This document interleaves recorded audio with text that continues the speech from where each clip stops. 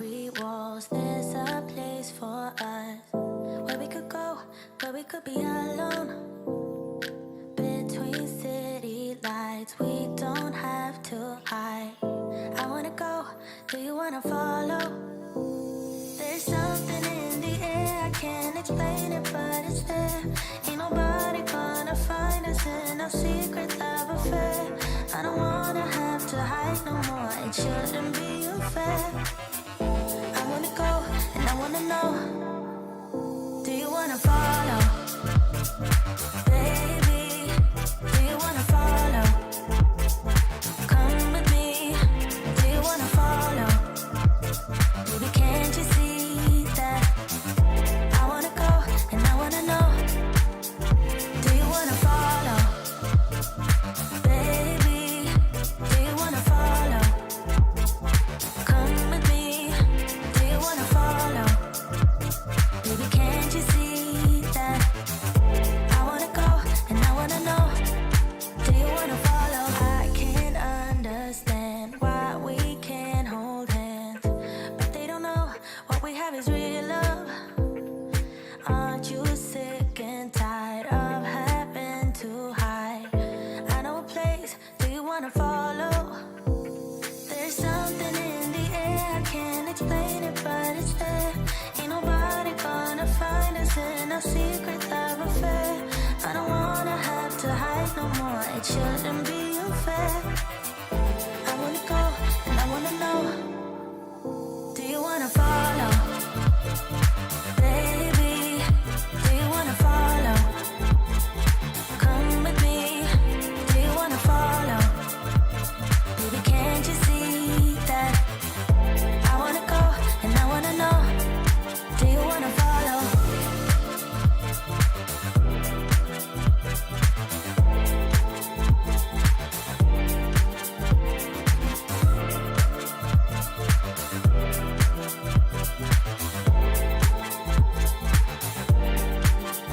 Do you wanna follow? Baby, do you wanna follow? Come with me, do you wanna follow? Baby, can't you see that? I wanna go, and I wanna know, do you wanna follow?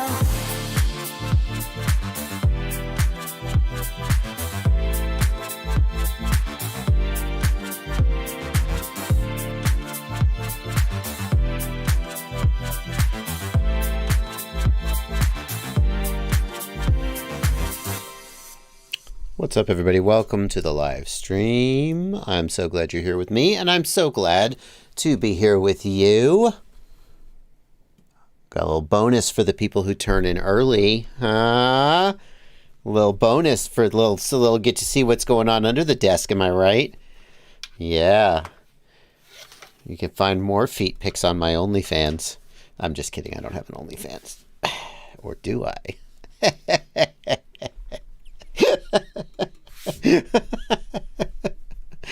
I'm very glad to be with you tonight. I was not with you yesterday. For those of you speculating, I said, by the way, I canceled, in case you didn't see the message, I canceled the live stream yesterday at the somewhat at the last minute, and I said I overindulged a little bit, and I thought I could power through. I was like, I'll be fine, but then I was just like, you know what, I don't think so. And people are speculating, what I was drinking.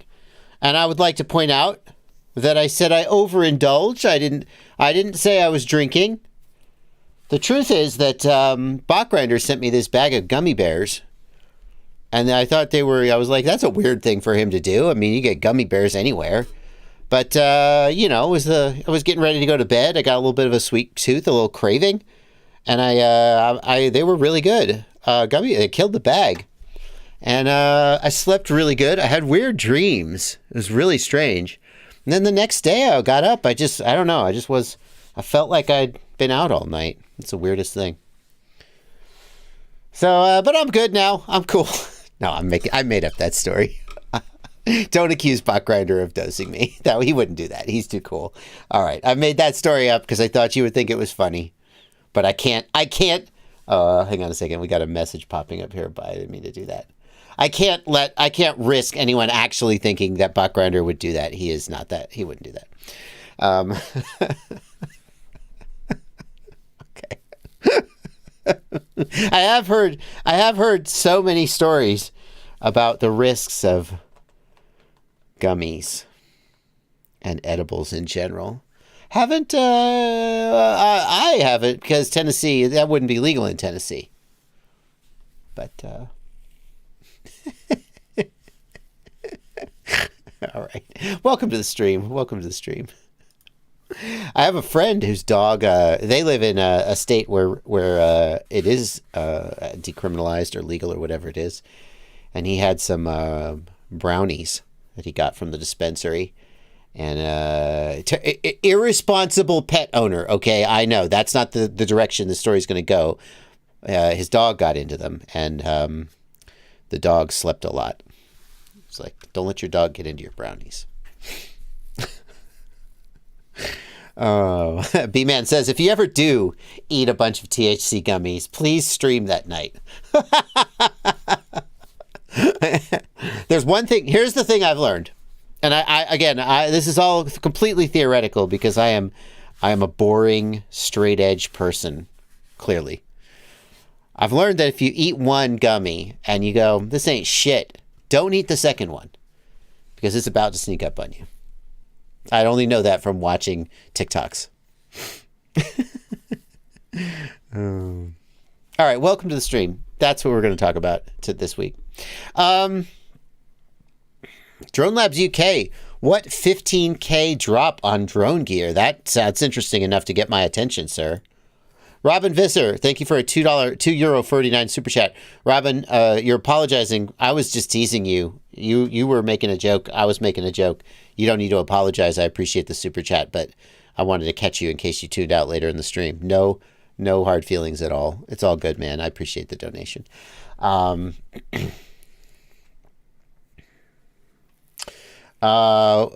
going to talk about FPV. That's what we're going to talk about tonight. We're going to talk about FPV. I'm going to take your questions. I'm not sure I like the idea of any drugs being in sweet form. I don't know, though.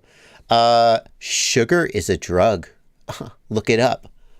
Sugar is a drug. Your body responds to sugar the same way it does to heroin. Did you know that? So when you're drinking Coke, you might as well be shooting heroin. It's true. You need to don't eat sugar. Don't eat any fat. Don't eat any protein either.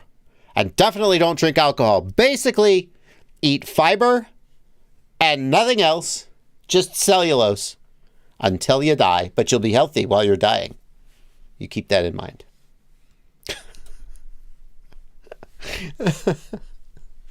We're going to take your questions here in the chat. I'm not drunk. I am definitely not.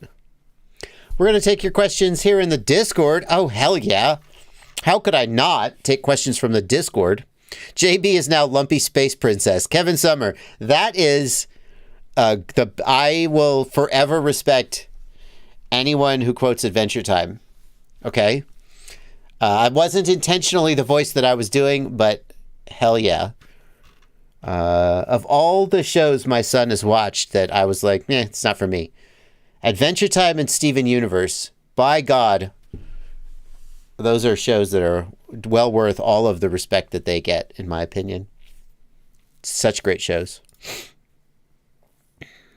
I was a little sad when is his name Max. I was a little sad when the actor who voiced Max's voice changed. It changed the character just a little bit for me. But what are you going to do? That's what we're going to talk about. FPV, clearly. I'll take questions from the Discord. These are my patrons over in the Discord server. They pay my bills, so I got to help them out. And also, I'll take your questions if you leave me a super chat. If you want to make sure I will get your question, hit the $ right down here at the bottom of the chat. Leave a super chat. I'll read those just a little bit in the rest of the stream. Adventure Time. Oh, why? I didn't click on that. Are you auto? Oh, you got auto on. I see. Hang on. Sorry, it's auto playing my chats. I didn't mean for it to do that. Blunty? Oh, I see. Interesting. All right, are we caught up now? There we go. Okay, there we go. Oh, sorry, I had a little technical issue there. Hey, it's Tor says it's like SpongeBob for when we were kids. SpongeBob deserves all the respect for being a sort of a fun, wacky. Nobody ever accused SpongeBob of being deep. I mean, somebody probably has actually. I think Steven Universe is a little more mature, and it's still a kid's cartoon, but it's got some real relationship dynamics between the characters in a way that kids shows often don't. I think kids are like capable of appreciating in a very non-condescending way. A lot of times when kids programming talks about adult issues or relationships, it feels like they're talking down, and Steven Universe never does that. As well as and then Adventure Time just is, I don't know what to say about Adventure Time. It's pretty good. Anyway, I'm sure there's a lot of stuff like that. Kenny Kobe, we'll start with you, my friend. Kenny's got a question. We're going to start answering questions. Is the WTFOS root hack available for people who have updated past 0606 firmware to whatever the firmware is that you can't go back? No. The WTFOS team says that they are working on ways to make the firmware go back, but it's difficult. And there's no guarantee that they'll ever do it. I'm sure they wouldn't say we'll never do it. I think that as long as it's possible, they will say we're working on it and we're going to try. But the sense that I've gotten from the things I've heard is that it's difficult, and I wouldn't count on it. So for the time being, if you desperately want the root hack, the thing to do is to buy like a used set of goggles that has the right firmware on it. You'll need to make sure it has the right firmware on it. I'm not sure how you can do that. The Kenny Kobe, the 1200 milliwatt hack, that's available. I don't think that's locked out at all. So you're fine there. It's just WTFOS root. That's the thing that's missing. Siati, good to see you, my friend. Hope you, if I had known that I was going to cancel Sunday, I would have told Siati he could stream in my time slot. But it wasn't until the last minute that I was like, this isn't going to happen. And I bailed. Carbon Cage, I'm aware that you can roll back some firmware. But hang on. You guys, you're going to... Hold on. Before you freak out, get your facts straight. Then freak out. Once you have your facts straight, feel free to freak out. Please just sit tight.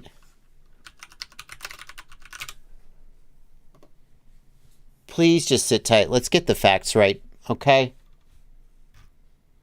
There are some firmwares that you cannot roll back. That's my point. Slat FPV, good to see you here. Supported firmware versions. You need to be on 0606. All right? Here, let me zoom this in for you. You need to be on 0606. If you are on 02.0020, you can downgrade.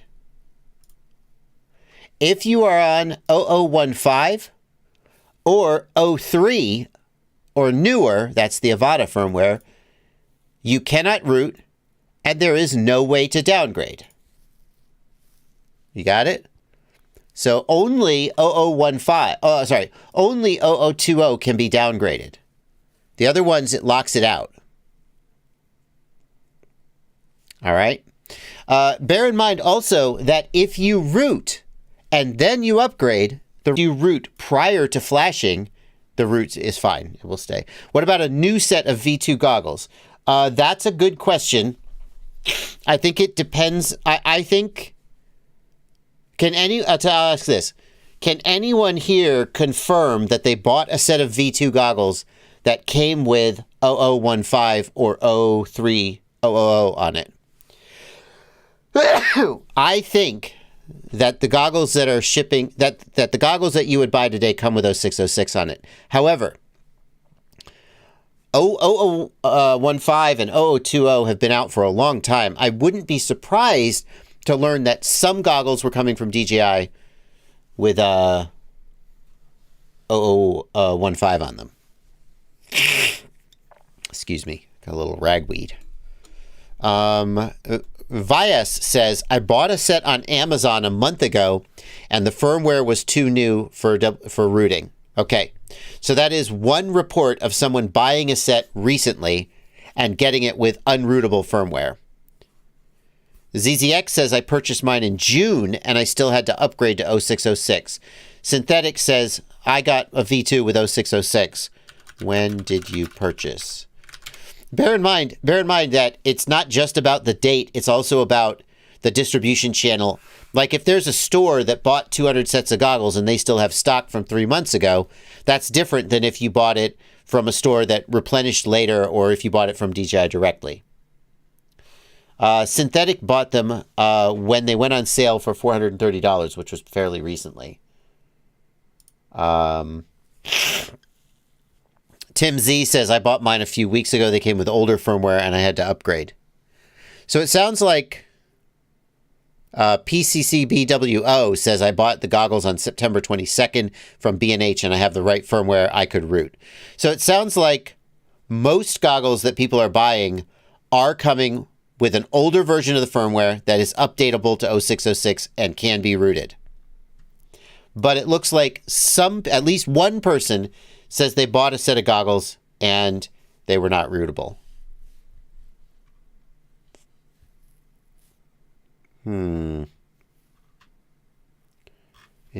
People are saying the video is a little choppy. Is anybody having a choppy video? My internet says no dropped frames. I hope there are no issues. Carbon Cage, you're not paying attention. Carbon Cage, your goggles came with 0015 and you rolled back to 0606. Yes, that's exactly what I said. No, I'm wrong. That's not what I said. I said 0020 is downgradable. I don't think you should have been able to downgrade if you had 0015. But, sorry, I got it backwards. Apologize. I don't know. I don't think that you're supposed to be able to downgrade from 0015. The WTFOS, I should say, the WTFOS team doesn't think you should be. I'm just repeating what smarter people than me say.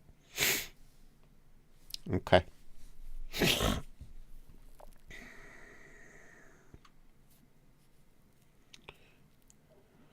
Drone Labs UK.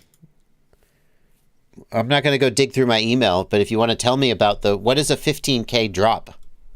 What is a 15,000 drop on gear? Does it mean the gear went down in price? Does it mean you're giving away $15,000? I don't want to go dig through my emails during a live stream. If you want to tell me about it, I'll try to read your chat.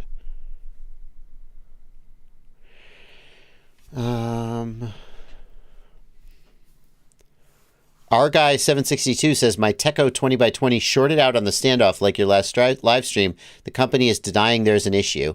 Our guy, I'd love to see that email chain. If you want to send the whole email chain to news@fpvknowitall.com, I'd love to read it. There you go. Oh, Jacques.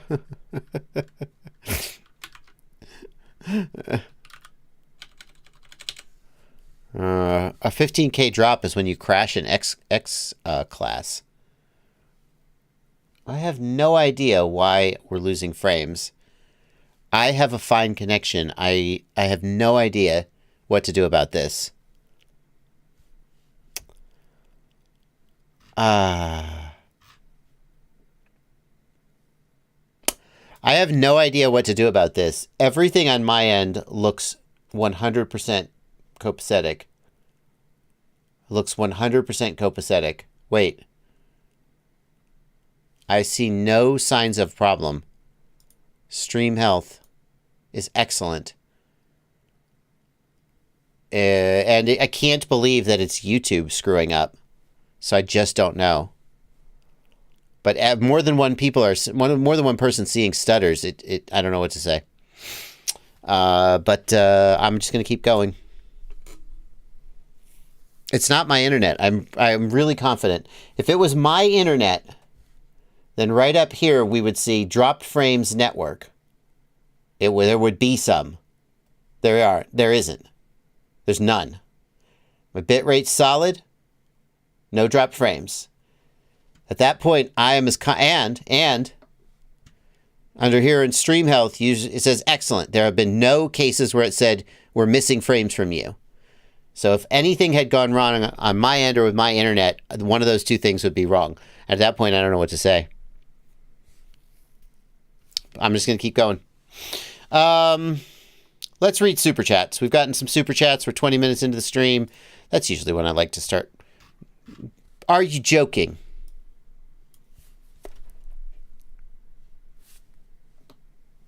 Where did my Super Chats go, YouTube? YouTube, where did my Super Chats go?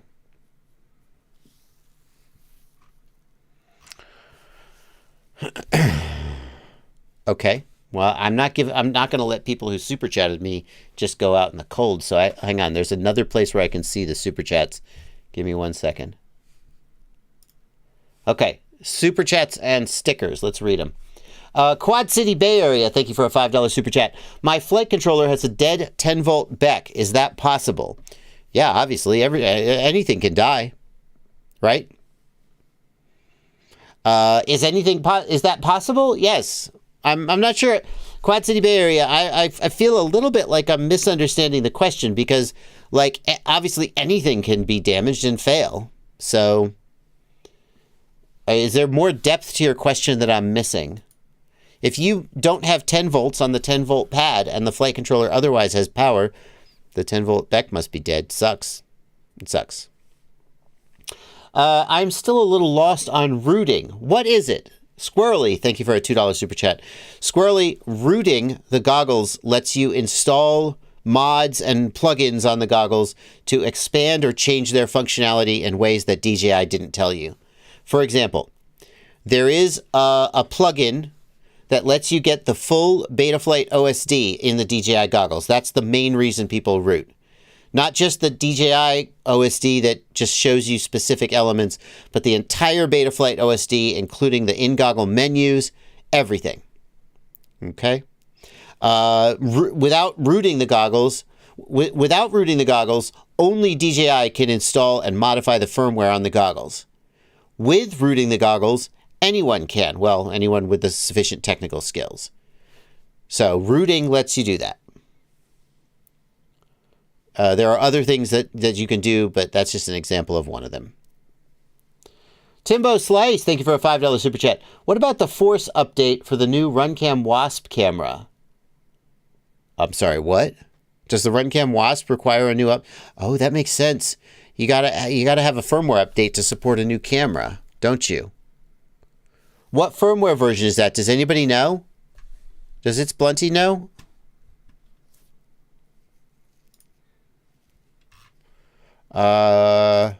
What firmware? Does anybody have the... So I have a Wasp on the way, but I don't have it yet. I'm going to ask Blunty.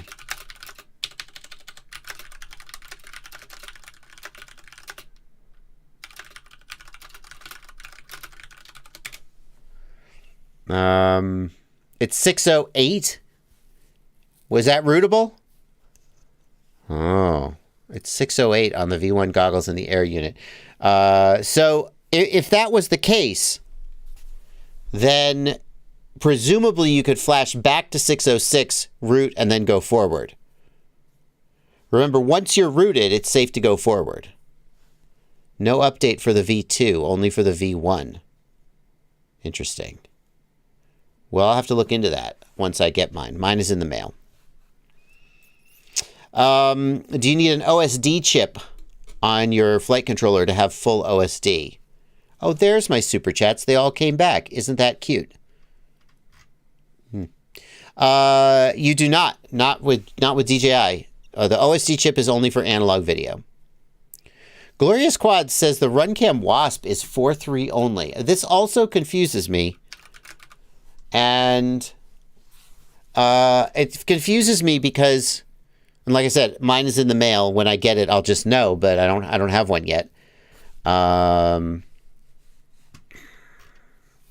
Because every 120 FPS camera that DJI has ever been compatible with is switchable 4.3 and 16.9. So that would surprise me if it was 4.3 only. I'm not sure. I've heard more than one person say that, or I've heard the same person say it twice. But that would surprise me.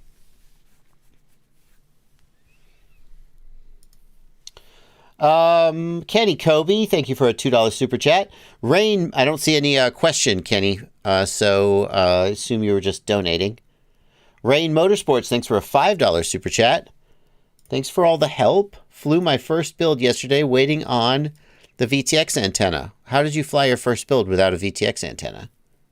4-inch long range. First test 8 minutes, 6 kilometer travel on 4S 850 HV. Very nice, very nice.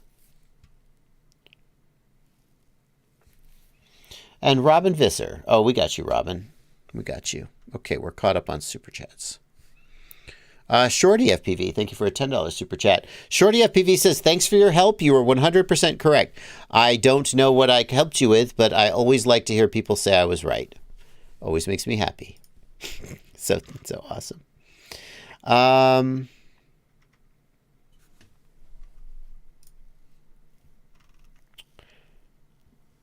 Oh, I see. Rain Motorsports says the stock antenna, the Rush Tank Mini, comes with a dipole. Gotcha.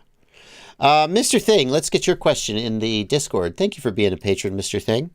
Appreciate the support. Can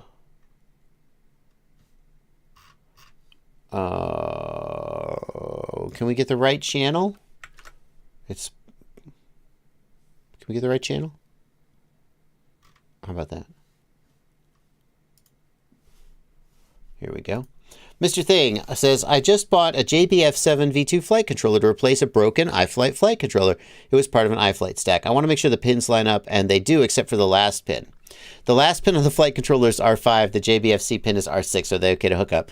Okay, so first of all, congratulations on being very detail-oriented. I'm chuckling a little bit about your question because it's a tiny bit of a noob question, but I'm chuckling because it's the kind of question that I wouldn't have thought of. Although now that I see you asking, I'm like, oh, of course, that isn't obvious to everybody. So good for you for checking closely that they match up. A lot of people just plug a new ESC into a new flight controller and they don't check, and they're not always compatible. Now in this case, they are compatible. Because both of the JB flight controllers, the JBF7 flight controllers, not the JBF4, both of the JBF7 flight controllers were made by iFlight, and both of them are compatible with iFlight ESCs. iFlight, as far as I know, hasn't changed their pinout diagram for their ESCs. Some manufacturers do, and that's why you can't assume. But in this case, they are compatible. The only difference is that this is a UART RX pad. So this is UART 5 RX. And on the other flight controller, it was UART 6. But that's fine. It just means the flight controller has elected to use a different UART number.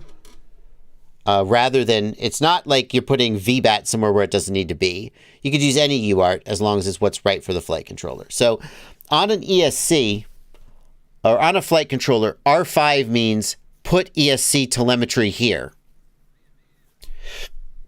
It doesn't matter which UART it is. ESC telemetry can go on any UART that's not being used for some other purpose. So you're good to go there.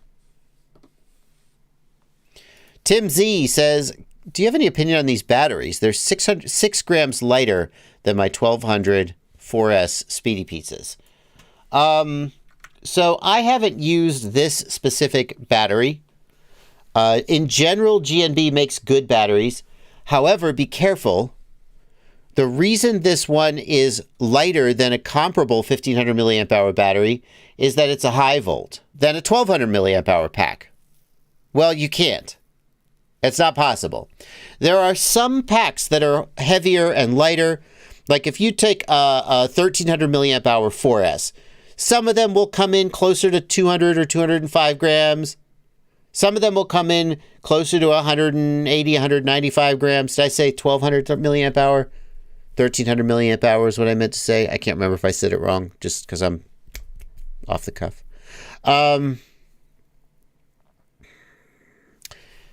There's even extremely light batteries, like the Thunder Power that Mr. Steele uses. And they are a ridiculous 175 grams. But there's only so far you can push that, okay? And the way that this battery is getting more milliamp hours is by overcharging the voltage to 4.35. Now that does give more milliamp hours, but it is not the same as a 1500 milliamp hour regular battery, okay? In the same way that your battery rapidly drops from 4.2 to 4.15 to 4.1 volts, when you have a high volt battery, you do get a little bit longer flight time. But it's not legitimately it probably is 1500 milliamp hours under some specific set of test conditions. It's not just like a regular 1500 milliamp hour. You're not getting something for nothing. Personally, I stay away from high volt batteries. I don't think that they're performant. I mean, they have their place. Like if you have a Cinewhoop and you absolutely have to keep it under 250 grams for some reason, and you need just a little more performance, you could go with a high volt 850 milliamp hour pack just because you couldn't possibly get more weight onto it. But in general, I would stay away from high volts. I don't think that they're a good trade-off of cost versus lifespan versus for performance. If you want to try a high volt, now Tim Z says, I'm glad I asked. One of my quads sucks power and I want to push it a little more. So Tim, what you could do is you could buy a high volt battery that is similar in weight to your standard battery. That'd be fine. So if you've got a 200 gram standard battery that's 1300 milliamp hours, and then you buy a high volt with the same weight, it's going to read, let's say, 1600 milliamp hours or something. And it's going to give you a little more flight time and a little more performance without any additional weight. You also could just overcharge your standard battery. The lawyers are telling me that I shouldn't say that. There are risks with overcharging batteries. I will say that if you told me you were going to charge a battery to 4.5 volts, I would say, do not do that. 100% you're going to light it on fire. Okay? Now, I say that knowing that once a long time ago when he was but a youngling, Alex Vanover charged his race batteries to 4.5 volts. And then one day in the pits at a race, one of the batteries lit on fire and he never did it again. And he decided that was a bad idea. So when I say you will 100% light your batteries on fire, I'm not saying like the first time you do it, your battery will light on fire. But if you charge your batteries to 4.5 volts, 100% they're going to light on fire eventually. On the other hand, if you charge your 4S like what's the what's the standard voltage for a LiPo? 4.2 volts, right? If you charge your LiPo to 4.25 volts, the additional risk is pretty negligible in my opinion. If you charge them to 4.3 or 4.35 volts, you're going to decrease their lifespan. And I believe that that's what the high volt cells do. The high volt cells have a different chemistry that makes them more tolerant to overcharging so that their lifespan isn't as affected by the overcharging. If you really want to see what effect high overcharging will have, you could just overcharge a LiPo to 4.35 volts. Again, the lawyers are telling me that I shouldn't say that. Disclaimers, do it somewhere safe. There is an increased risk. I don't think it's somewhere between about 4.3 and 4.5 volts, you reach the no, seriously, don't do that line. I don't know where exactly that line is, but anecdotally, based on people who do dumb things like that, I feel like if you wanted to try a high volt, but you weren't sure you wanted to spend your money, put your charger somewhere safe, overcharge one of your LiPos to 4.35, and then make sure it's a healthy LiPo, a new one, not your banged up old beater, and then fly it and see what you think. And if you do that all the time, that LiPo will degrade quickly. That's the, yeah. But, yeah. Aber the Ham says, I've always suspected high volt just means top bin LiPos. Yeah, Aber, I wonder about that sometimes. I've heard people tell me, and I don't have any way to verify if this is true. People have told me that there's a difference in the chemistry of the battery. I don't know if that's true. Oh, shoot, I've left the wrong question up. That's going to be confusing, but okay.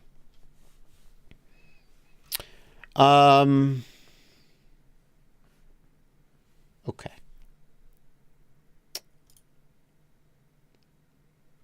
Lord Henricks, I did reply to your email. So I'll see you there.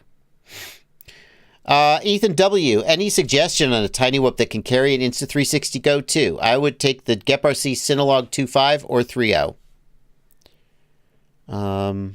Are 6S ESCs usually able to take high volt? I hope so. I would expect that. If not, I'd be mad at the ESC manufacturer. Mickey Media suggests you get a Synolog 3.5. The 3.5 is fine too, but most people running the 3.5 don't want to carry an Insta360 Go 2. They want to carry like a naked GoPro. The 3.5 can carry a full GoPro. Anything smaller than a Synolog 2.5? Ethan W., what do you want that's smaller than a Synolog 2.5? That's pretty small.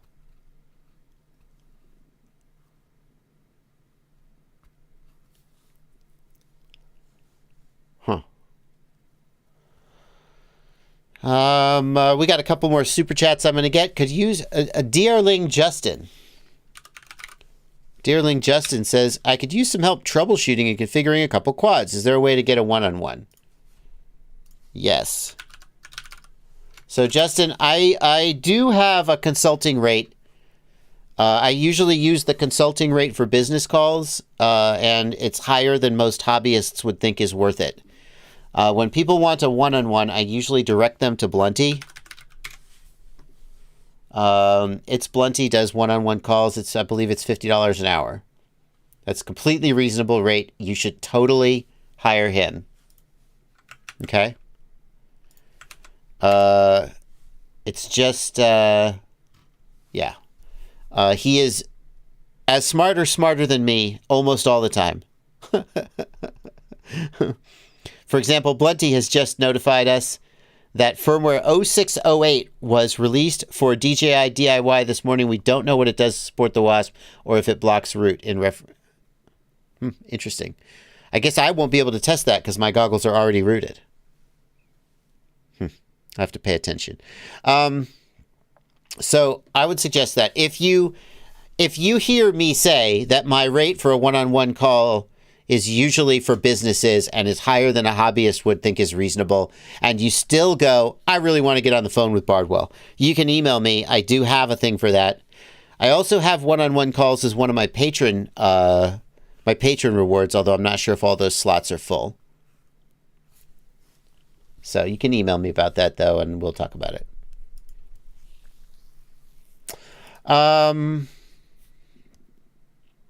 And I'll tell you the truth. Here's the God's honest truth. One of the questions people ask is, how high should you set your hourly rate, right? What should you set your hourly rate to? And one way to approach that question, I mean, they teach this like in how-to business seminars. You basically adjust your rate based on how many customers you have coming in the door. If you have too many customers, raise your prices. If you have not enough customers, consider lowering your price. Although obviously as a business, you may have costs that prevent you from lowering your price beyond a certain point. But if you have too many customers, raise your prices. And the bottom line is that I set my price. The problem is that if I gave away hourly calls for $25 an hour, I would do nothing all day but take calls from people, and I wouldn't have any time to do anything else like make videos. So I set my hourly rate at the level where I get the number of one-on-one calls that I feel like I want to take, like I have time for. I value one-on-one interactions, but I mostly value one-on-one interactions through email or other asynchronous communication methods where I can answer you and then I don't have to wait for you to answer me back. I can just go back and do something else, like answer the next of the 50 conversations I'm replying to. Whereas when we're on a one-on-one call, I dedicate the entire hour to nothing but you, which is, if I did that too often, I wouldn't be able to answer the other 70 people. So anyway, that's why my rate is what it is. And if you want to be one of those people, feel free. But otherwise, just go to Blunty. He's great. And he probably deserves your business more than I do.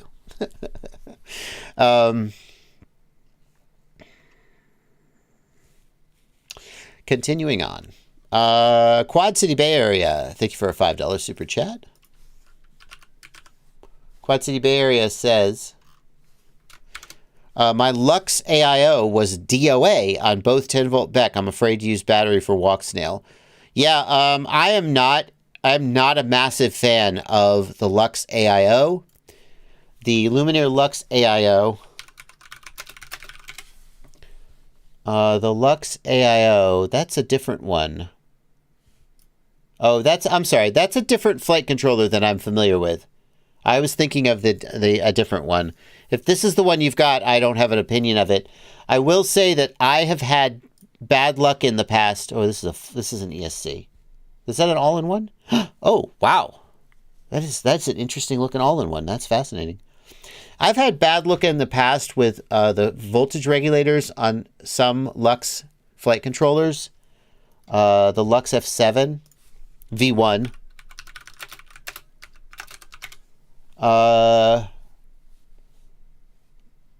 had a bad experience with the Lux F7 V1. Not the Lux HD. They may not have the older one listed anymore. I've told this story before. There was a classroom that bought like 25 of the Luxes for their class. And out of those, over the course of the class, a lot of the voltage regulators were just dead. And there were an unacceptable number of dead flight controllers, not through any fault of the students. I mean, some of them were dead out of the box. Some of them died after the second flight. And I was like, Jesus, if this isn't a sign that this flight controller isn't any good. So I stopped recommending that specific flight controller. And now whenever somebody says I had a Lux flight controller with a dead regulator, I'm like, I wonder. So, yeah. If you don't want to use VBAT for walk snail, get a Pololu voltage regulator or something. Black Jungle 308, thank you for 5 Brazilian reais. I just finished building my first quad. Could I send an imager link so you can judge me harshly? I guess. I don't know if you could. Can you put an imager link in a super chat? I don't know. Viper FPV, thanks for a $5 super chat. Thank you for your timely response to my email. I can't imagine how you answer so many emails. You're awesome. Just sit down and do it. It takes time, but it's important to do. Salty Smurf, thanks for a $5 super chat. Thanks for filter help on the Vanny style. Rotor Riot tried to help, but their CLI dump made it worse. Still learning. I'm sorry to hear that. Mars, thank you for €2. Walksnail Dominator or DJI? DJI is cheaper, but future unclear. Mars, at least today, if I had to buy with my own money, I would buy DJI. And the reason is that DJI V2, the goggles and the air unit and the video transmitter, the air unit Vista, whatever you have, they're such a solid system. Especially if you have WTFOS. If you have the firmware that lets you root and install WTFOS, what you have there right now is so good. It's so good in terms of performance, and it's so good in terms of the hardware being ridiculously durable. The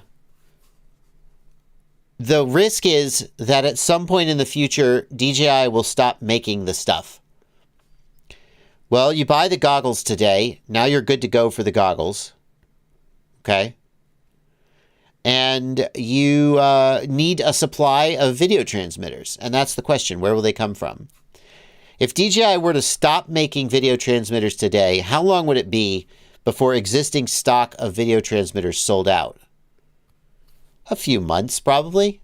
Especially because people would just buy the shit out of them to try and stockpile them. I feel like a few months. And then what? Well, I suspect that the used market would be pretty available, but the price would go up. So that's tough. So the real question is, how much longer do you think DJI is going to make the video transmitters and the goggles? No one has a crystal ball to answer that question for sure. I think that with the release of the new system, eventually they'll stop.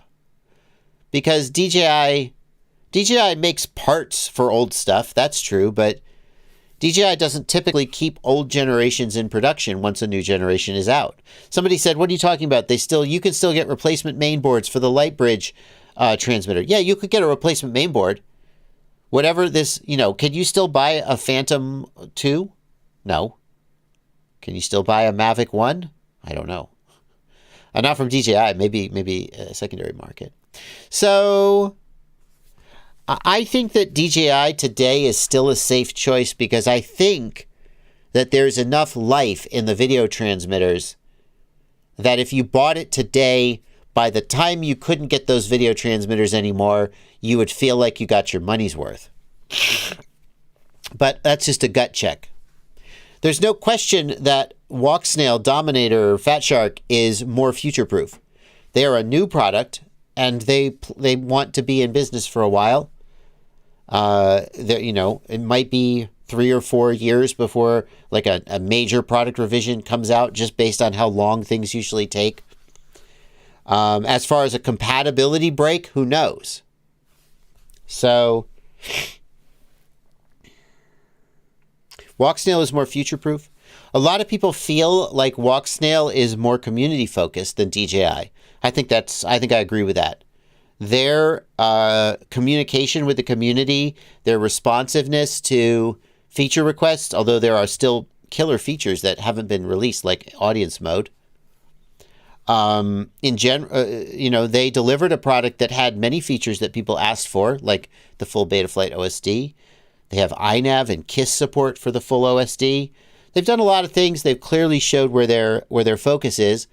So if future-proofing and community focus are your priorities, then get the Walksnail. But the hardware is not as durable as DJI hardware. That's a high bar. DJI hardware is very durable. Not quite indestructible, but pretty close. But Walksnail doesn't meet that exceptional level. They're making improvements in response to community feedback. Hopefully they'll continue to get better. And the performance of the system in terms of range, penetration, frame rate stutters, and image quality. It's good. It's gotten better, but it doesn't meet DJI's level. So you're trading the future-proofing for those things.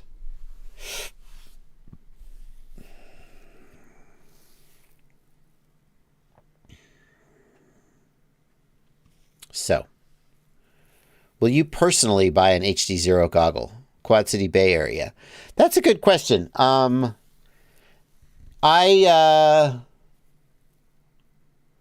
would hope that they'd send me one for a review and I wouldn't have to make that decision. That would be great. I would love it is a very important product that deserves a thorough review. And I would love to give it that review. I didn't buy the new DJI FPV goggles 2 yet. I haven't spent $600 on them. And nobody's going to give me a set. Unfortunately, DJI doesn't seem to want to give me hardware for review for whatever reason anymore. They did. They gave me a couple. They gave me the Mini, and they gave me Rotor Riot gave me the FPV goggles. But DJI doesn't seem to talk to me. $600 is a lot of money to spend on a product. I think I would be curious enough about it and desirous enough to review it that I would buy it. I think so.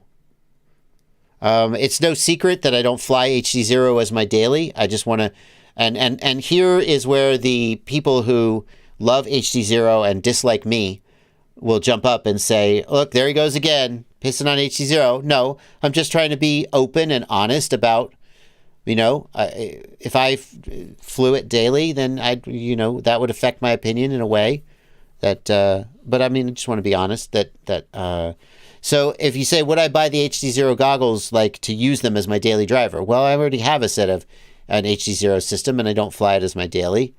So I probably wouldn't buy the goggles for that. I would buy them because I want to review them and I want to see this really important and honest, really important and significant product that Carl and HDZero have made. Isn't it still better than analog? 100%, yes. HDZero is better than analog bucket. Except,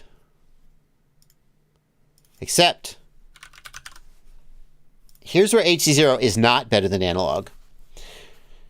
HDZero, if you've got a HDZero video transmitter that maxes out at 250 milliwatts, is that what the Tiny Whoop transmitter maxes out at? I think it was a racing one might. Hang on, let's look. Let's get our facts straight before we spout off. 200 milliwatts. So let's say I've got an HDZero race video transmitter that maxes out at 200 milliwatts. Compared to a 200 milliwatt analog video transmitter, HDZero is going to look better and it's going to have comparable range in my experience. In my experience, analog and HDZero are about par for par when it comes to the absolute maximum range that you can get out of each system.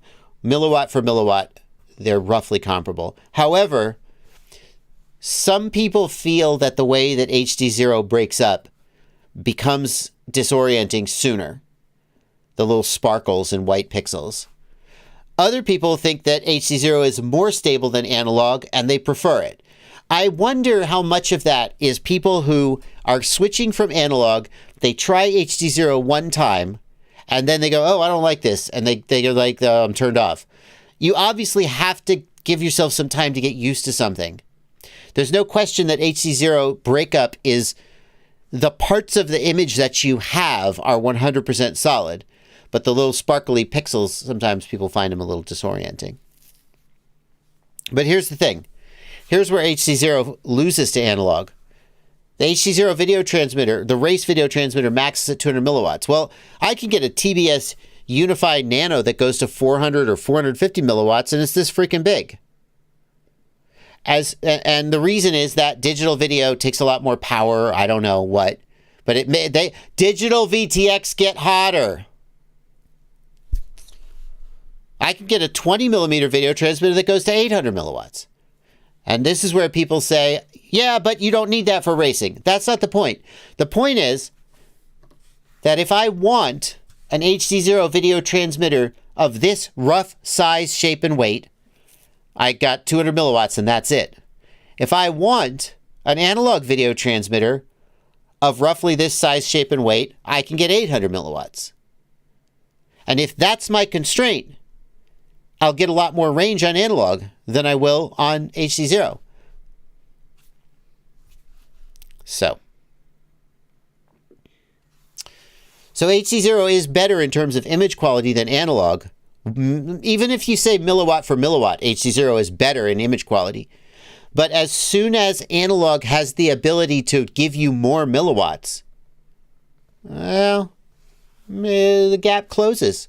Some people would be willing to accept analog video quality to get twice the range. I mean, that's the difference between 200 milliwatts and 800 milliwatts. That's 4 times the power, that's twice the range. That's how RF roughly works. So,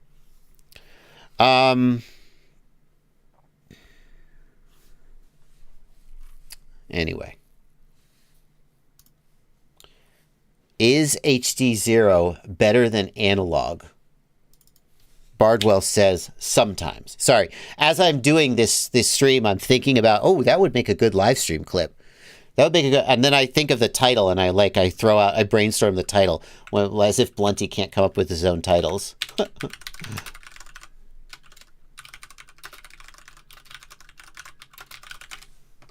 By the way, did you know? There's this channel, Joshua Bardwell Livestream Clips. It's a whole separate channel. It's a whole separate channel full of clips from my live streams. Blunty cuts them out and uploads them here. We'd love to have you as a subscriber over there if you're not already. We're almost to 6K subscribers. Very exciting. It's got... Oh, you don't get to watch my whole live stream, basically. Oh, it's got stuff from the news, too. So if you're like, I remember Bardwell talked about this thing on the news, but I can't remember where it was. Search for it over here. Also, clips and highlights from the live streams. If you miss any part of my live streams, the best parts are here. So get on over there and subscribe. It'd be great.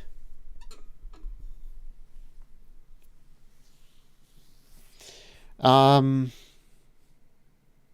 and by the way, one more thing about HDZero. I know that the Freestyle VTX goes to 1 watt. I know that. And the question was, is analog better than HDZero? And I wanted to highlight one case where the answer is no. Yes. An edge case where you're constrained on size and shape and weight, and you want the most power possible. By the time you get up to the Freestyle, the 1 watt Freestyle VTX, analog doesn't have as much of an advantage. Yes, you can get an analog VTX that goes up to 2.5 watts technically, although most of those VTXs don't make 2.5 watts under every possible, like on every channel. So, but the difference between 1 watt and 2 watts, that's double the power. That is about 1.4 times the distance. That's more. That's more. But it's not like as much as you would think. So the gap closes there.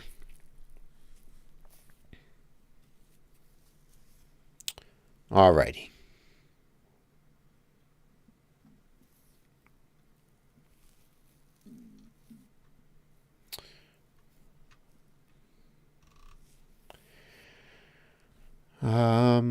Black Jungle 308 says, thank you for 5 ray eyes, Black Jungle.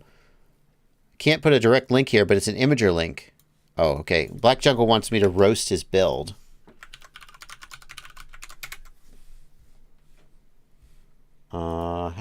What's the correct format for a imager URL? Nope. What's the correct format for an imager URL? It's not a gallery. I'm trying to find this link.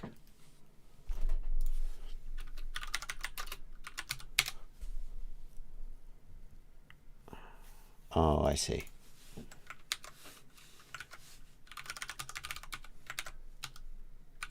I probably shouldn't just put a random imager URL on stream before I make sure it's okay. It says it's removed. I'm pretty sure Imager also lets you put... Is it /a/? There we go. I got it. Thank you, chat. Thank you for that.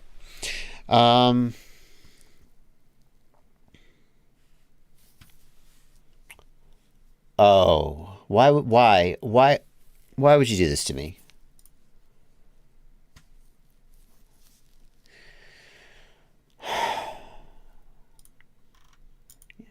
You're trying to hurt me, aren't you? Why do you hate me? Okay. All right, to be clear, he paid me 5 reais to roast him. 10 reais. So let the roasting begin. This frame is a disaster. It's going to have resonance problems. If this flies at all, it might fly to the moon. It's going to break the first time you crash it. Okay? So, huge mistake. I'm glad that you put these braces on because that will make it 5% less likely to break when you crash it. I question whether they're thick enough to really do any good, but okay. These Racer Star motors, these are like the $4 Racer Star motors from 3-4 years ago. Some people actually, this is probably the best choice you made in this build. Some people actually feel that these motors were worth the price, although the $4, I feel like the $4 Racer Star motors were not worth the price. They were not good enough, even for that price. We've got a tiny whoop camera mounted in a 5-inch frame. A little all-in-one. This is probably 200 milliwatts at most. It's going to be a terrible camera. It's going to look like shit. The good news is that your signal won't be affected by a carbon fiber frame, so you got that going for you. The camera appears to be placed inside this holder. I'm not sure it seems like it's affixed in any meaningful way. Just sort of friction fit. I don't see any adhesive or zip tie. It's just sort of stuck in there. I could be wrong about that. Oh my God. I just noticed this. These are nylon screws. These are nylon screws. You absolute barbarian. You can't use nylon screws as stack screws. What are you doing? The head is stripped out. Wow, that is a quality touch. Now I know this is a troll build. Nylon screws, this has to be a troll build. No one would do that unless they were trying to hurt somebody else.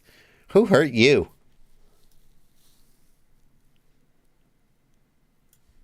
Nylon screws here. These nylon screws, there appeared, what's going on here? Is this to keep the battery from sliding forward? That's not going to work. Those are going to shear off in a crash. Or at the very least, it's going to damage the battery. So you need a battery pad if you're concerned about your battery sliding forward.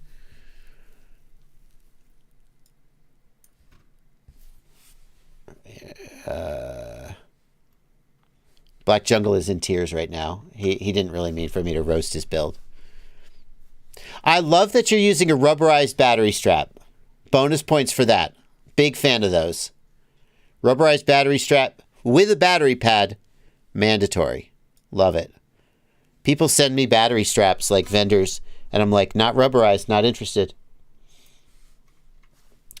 You got to retain your balance lead. It's going to get chopped. Your battery lead here is unsecured. It's super long. You got it coming out the back here. That's going to get chopped. Although, to be fair, you've made your frame so big that there's actually a shitload of clearance between the prop and the wire, so that's good. Maybe it won't get chopped. Normally, I would want this inside the standoff and zip tied to the standoff. The motor wires could 100%, you could have 100% installed your motors to go this way and then down the main plate. But instead you ran them this way out through the middle. So they're going to get snagged in a crash and ripped off. Oh, Bucket. Are these? No, they're not. These are 5x4 props. These are not 3-inch props. Bucket, I was about to say you're right. I just see this right here. That's a 5x4 prop. These are 5-inch. They're 5-inch. It's just a trick of perspective. Makes it look small. Yeah, so the motor wires are going to get ripped. 100%. They should have been run up the arms. You did tape them down. Why did you tape them here? You could have taped them here.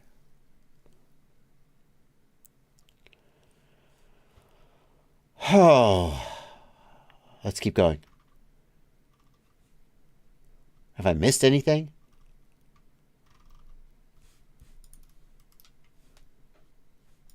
Continuing on. Same thing. I don't see anything new here. I'd have a second battery strap.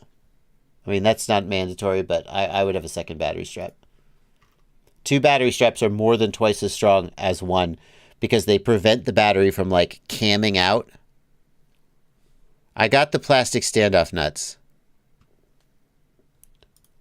The, whatever this is really clean. Whatever you cut this did a really good job. There's clearly been some thought put into the design. Tapering to a point here in the back. You know, I mean, if this was cut out of carbon, it might be an okay frame. That's all I got, though. Oh, and are these, please tell me these are glass nylon props. Please tell me as the frickin' cherry on top of this sandwich, these look like old glass nylon props. It's Geparcy. I would bet that they are.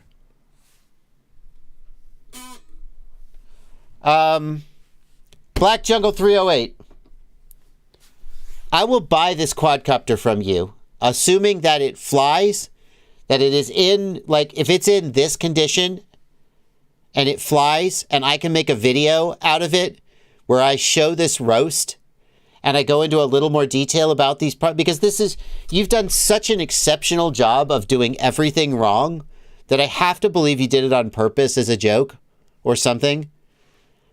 I will buy this quadcopter from you for a fair price, a generous but fair price, and I will make a video out of it. And I want to don't fly it. I have to know that it flies, but like I want to show a video of it flying.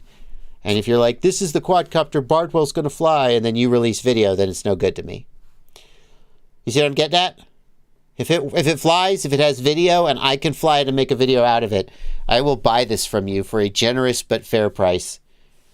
And you have to mail it to me. And then I'll make a video out of it. Email me. JoshuaBardwell@gmail.com. I can't even see what flight controller you used. An ESC.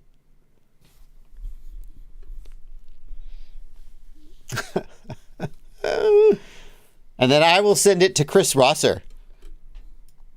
As a punishment, and he will, yeah. I'll you know what? That's a good idea. Daydog92. I'm also more than willing to just trade you a quad if you want a better quad. I'll just trade you one. That's fair. Let's discuss it. Okay. See, I feel guilty about roasting his quad, but I actually think it would be an interesting video. You could have, Jeremy Sarge, good point. It would have been better if you had built it with Simon K individual ESCs. That would be even better. An F1 flight controller. I don't know. Oh, that was really something. Black Jungle, I have to know. You asked me to roast it, so I did. I have to know, did you build this with the intent of doing all these things? Or did you think this was this like literally the best quadcopter you could build? I have to know. If it was really the best quadcopter you could build, first of all, I'm sorry that your life is going so badly. And second of all, I'm sorry I made fun of it. Okay. Continuing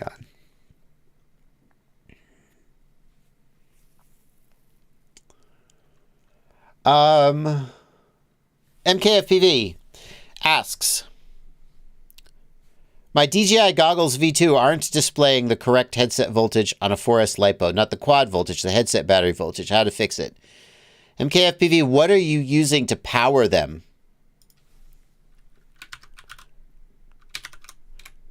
Oops.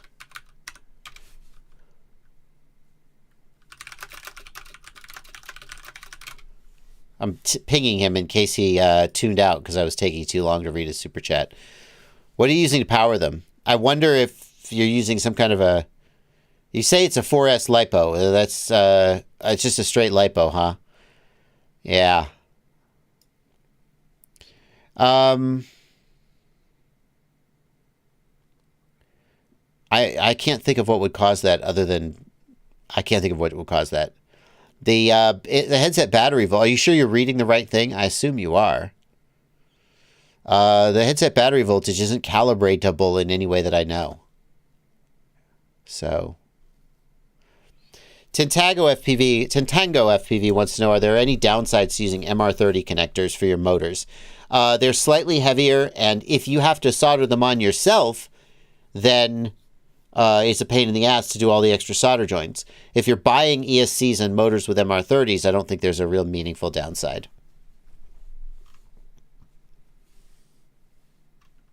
Don't ask me to roast your quad if you don't want me to roast your quad. I'm going to roast it. I guess the difference is that some quads I would go, I don't know, I don't see anything to roast here. And that one I was just like, ow, I'm going to town. I love a good roast.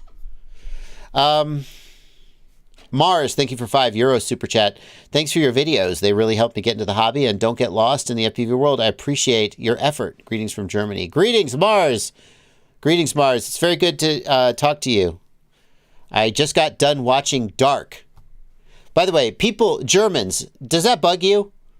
Like, whenever somebody meets a German, all they want to do is mention that they saw Dark, because that's, like, the only piece of German media that's, like, really popular on Netflix. I will say, and I'm not gonna attempt to speak German and embarrass myself. I will say, after watching 3 seasons of Dark, all of which was subtitled in German, I did find myself recognizing some German phrases and going, oh, I know what he said. So the main phrases I learned were, I don't know, and what happened, which, if you've ever seen Dark, completely makes sense, because throughout that whole fucking show, everybody's like, what happened? I don't know. And I'm like, I don't know either. The show is too confusing.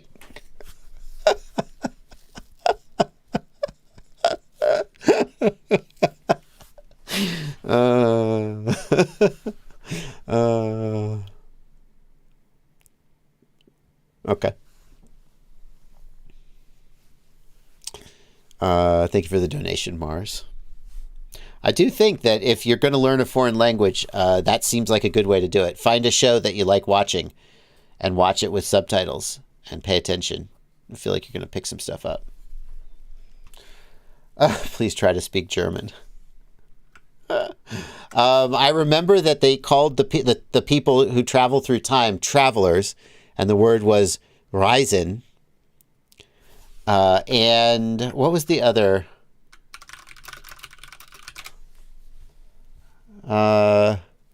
There was I don't know, which was Ich weiß nicht. And then what happened? All I remember is that happened is passiert. There you go. There's my German for you.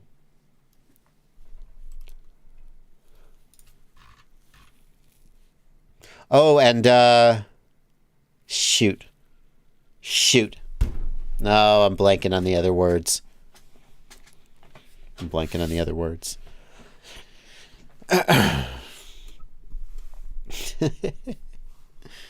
There were a few other words that when I heard them, I would recognize them, but they're not coming to me.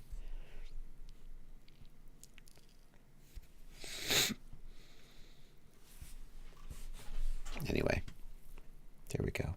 Quad City Bay Area, thank you for a $2 super chat. HDZero Rainbow is so disgusting. That's your opinion, man, as the dude would say. Thank you for a super chat.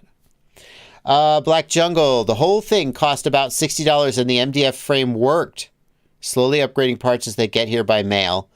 I mean, for $60, you're not doing bad, especially in this day and age. I apologize.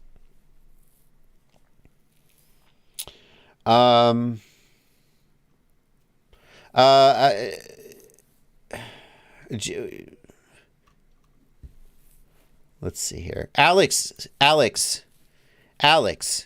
This is how you piss me off. This is how you piss me off, Alex. By spamming a question, even after people told you don't spam the chat. I'm definitely not going to answer your question now.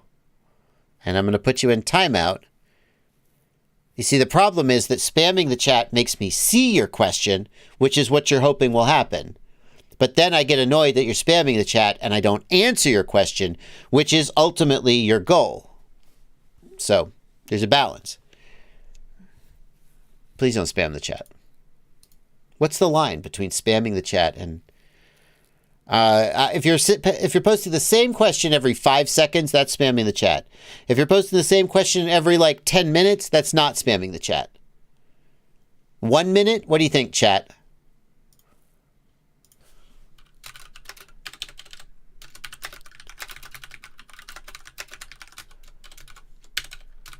Uh, 5 seconds. 30 seconds. 1 minute. 5 minutes. Okay, we're putting up a poll. How fast is spamming the chat? I would put more options, but they didn't give me any more options.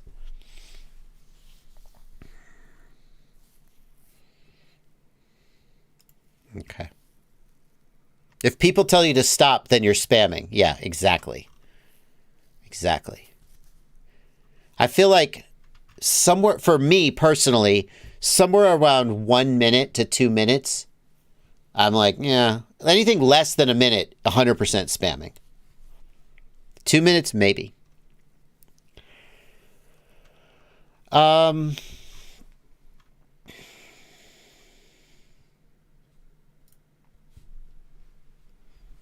Tanner D thinks I should do quadcopter roasts with user submissions. That could be fun.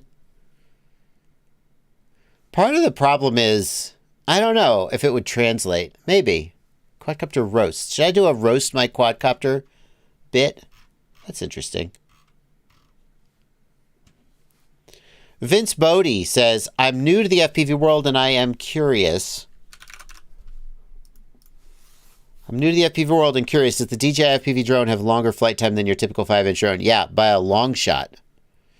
The DJI FPV drone flies 8 to 9 minutes of semi-aggressive flying. It can fly for 18 minutes under perfect conditions. A typical 5-inch FPV drone gets about 3 to 5 minutes of aggressive flying and maybe 6 minutes slightly under 6 or 7 minutes under ideal conditions. The DJI FPV drone has a much bigger battery and is much heavier than most most acro drones. So part of the reason that it gets the longer flight time is because it has worse performance. It has worse agility, less power, or less thrust to weight ratio. So it does have longer flight time, but at a cost.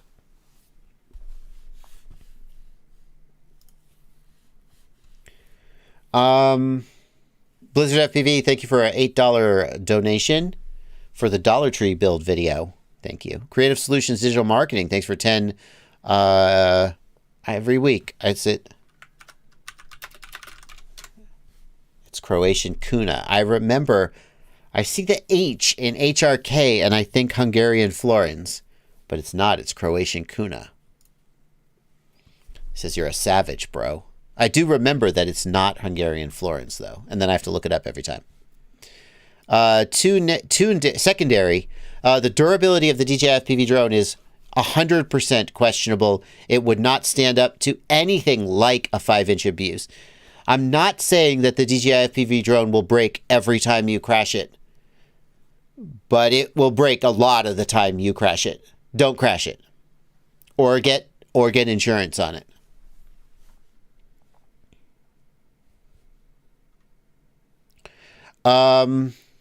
Jason Trigg, thank you for a $5 super chat. 800 milliwatt iFlight Force VTX. Lollipop 3s and Axie 2 Duo, I get very little penetration. Any thoughts? Breakup at 100 yards behind small trees. This is normal. So Jason, that's tough to judge because analog will often have some amount of breakup, even when the signal is good. And so part of it is, I don't know how sensitive you are to breakup, what your expectations are. An analog pilot who's used to breakup might go, it's nothing. If you showed me DVR, I could look at it and I could say whether I think it's normal or not. The iFlight Force VTX, does it have LEDs on it? I think it does.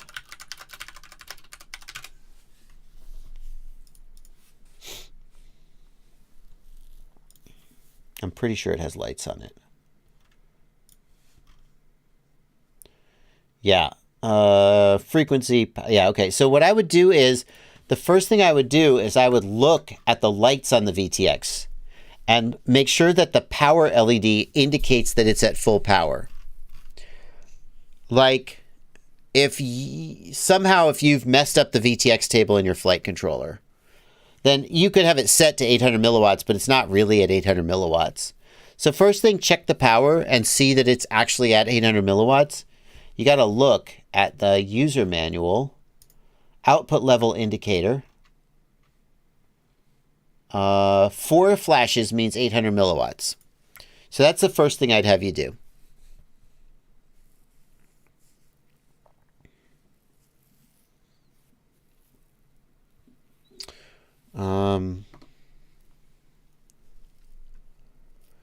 Setter asks, I have a quad that's locked at 25 milliwatts, or megabits per second, a DJI quad.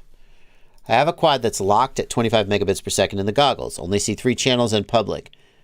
I've reset my goggles. All the other quads are fine and show 8 channels, only that one quad.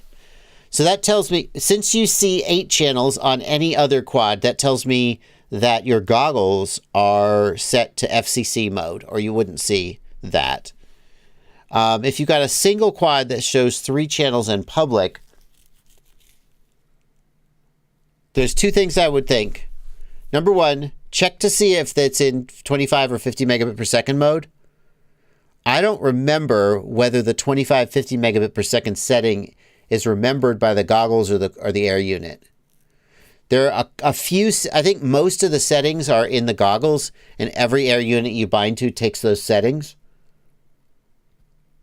But some settings are unique to the quad. So like, for example, the camera settings are remembered by the air unit.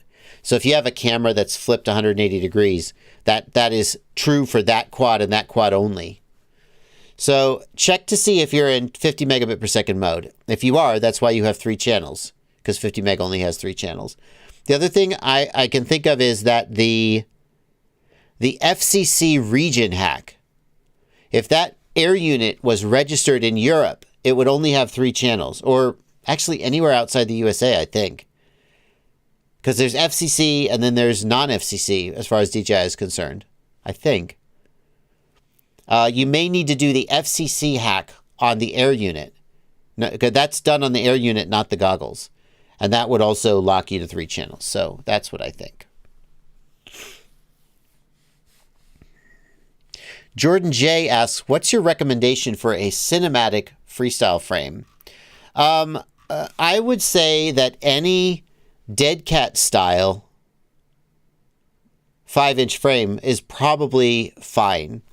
People ask for a cinematic frame, and I just am not convinced that there is, in the 5-inch realm, I'm not convinced that there is that much difference between a 5-inch quad and a cinematic 5-inch quad.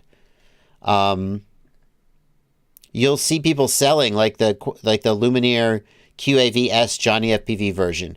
Absolutely. So what's different about that? It's got soft mounting for the GoPro. It's a little longer so it can carry a full-size air unit. Okay. The main thing that I think makes a cinematic 5-inch is that it's a dead cat style, so the props are pushed back to keep them out of the shot. That affects handling just a little bit, but for cinematic stuff, you're usually not doing flippy floppies. After that, I would say get pretty much any decent 5-inch frame that you like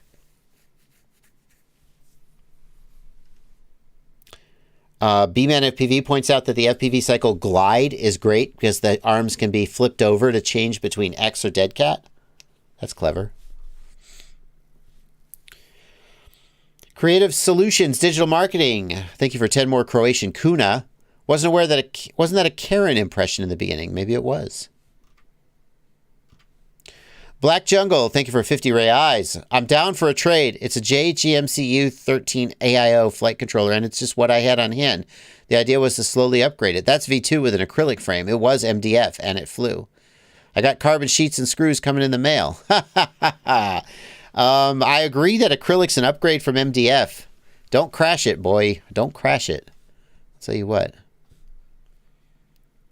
Mars, thank you for a €2 super chat to try to speak German. Yes. I got that. Zukunft. Zukunft. That's it. Okay, now wait.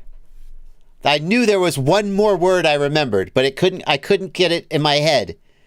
The other word they say in time travel movie is the word for future. And I knew that word had clicked for me, but I couldn't remember what it was. And as I was typing, what's that word? It came to me. You see? It's actual learning. I actually learned it. It was in the back of my head after I forgot it. I didn't even know that's how it was spelled. Zukunft. Oh my God. There you go. That's it. That's all the German I know.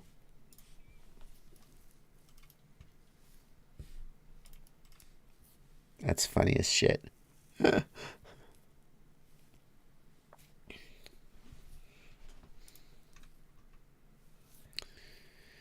Rain Motorsport says, is custom motor mix recommended for Dead Cat? You can, but you don't have to. You can, but you don't have to. It's a Dead Cat is always going to have a little bit of trouble. I'm not convinced that a motor mix is going to solve it. If you really feel like you want to, it probably helps a little. I'm not aware of any hard data, yes or no. So Rain Motorsports, I would not say that it's recommended, but I would not say that it's a waste of time either.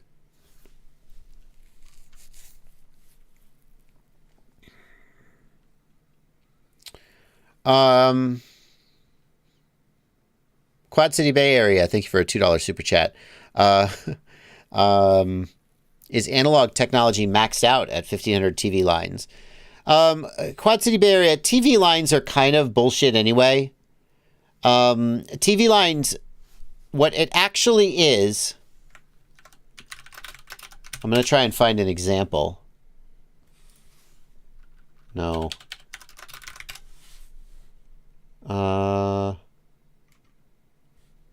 What actually TV lines is this. Analog video is made up of horizontal scan lines. You can't see what I'm pointing at, sorry. Analog video is made up of horizontal camera scan lines. There are, frick. How many scan lines? I'm going to get the number wrong. It's 540 scan lines for PAL. NTSC has 525 scan lines. And then how many is PAL? I think it's 540. 625. Oh, you know what? NTSC is 540, but only 525 are viewable? I don't know. Anyway, it's made up of horizontal scan lines. And what that means, can we get an example? No. What that means is that the picture, shut up. The picture is scanned 525 lines, and that's all the resolution you get. Okay? All the horizontal resolution. Analog systems can resolve varying amounts of vertical resolution depending on various things. And so that's what TV lines is measuring. And you can see that when you have more TV lines, you get more resolution to the picture. Interestingly, it's only vertical scan lines, if there isn't such a thing, but it's only the vertical resolution that actually improves. The horizontal scan lines stay the same. but more resolution is more resolution, even if it's only on one axis. So technically, the correct way to measure the scan lines of a system is to point a camera at a test pattern and measure how many vertical lines you can actually resolve. Okay? In reality, that's not what they do. In reality, what they do is Sony sells a sensor. Sony says that the sensor is 700 TV lines. Who knows how Sony derived that number? And all the manufacturers who make a camera with that sensor in it just say that it's a 700 TV line sensor. The other thing to keep in mind is that the TV lines is a function of a fully analog system. So if the system loses high-frequency components in the analog circuit, then a camera that outputs a signal with 800 TV lines or 1200 TV lines of resolution, by the time it gets to the display, it may not show all of that detail. The bottom line is that once you get above 700 or 800 TV lines, I'm not convinced that for FPV purposes, there's actually much improvement. And I don't know what the practical maximum would be. Okay.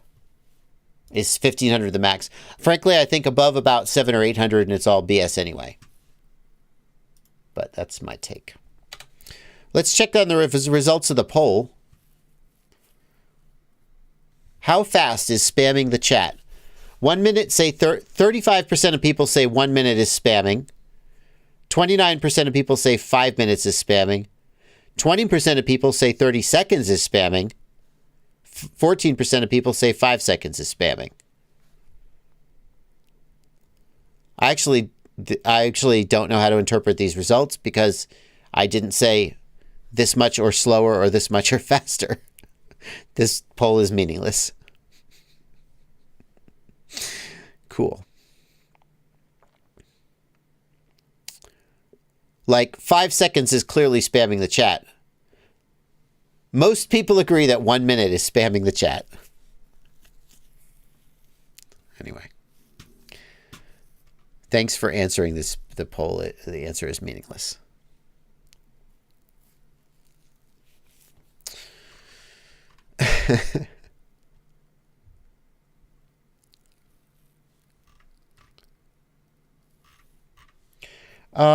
J-Ray FPV asks, have you tried out 3D mode on a Switch yet? I have. I made a video about it a long, long time ago.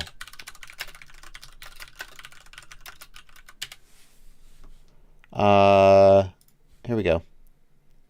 I'm Joshua Bardwell. How I flew this Mobula 7 upside down. That's my old video from 2019 about 3D mode. It went okay.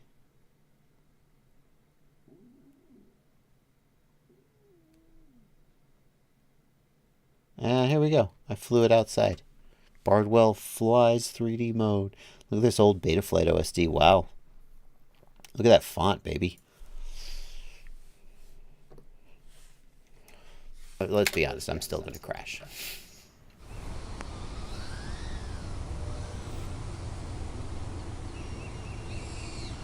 Oh, there we go. Drifting. Battery sagging. Yep, there you go.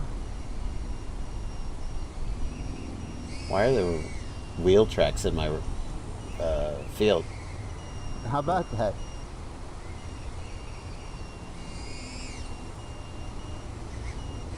Yeah. Oh.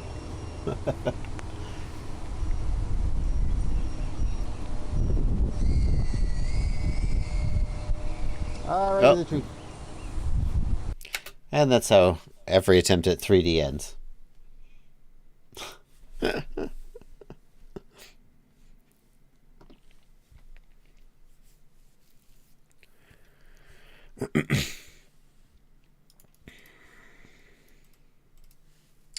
Creative Solutions Digital Marketing. Every time. No. This time I remembered it's Croatian Kuna. Of course, I already looked it up this week. King Poopra, thank you for $20 super chat. JB Rules. Oh, thank you. I pay you $20 to say that. Oh,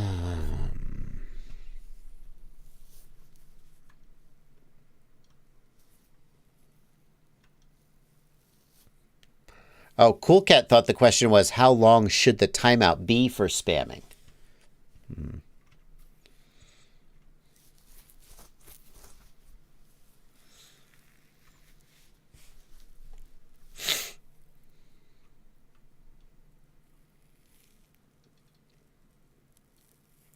Kevin Webb wants to know, is it possible to program a button on your transmitter to execute a perfectly dialed in roll with your rates? Kevin, I think you would need a Lua script for that.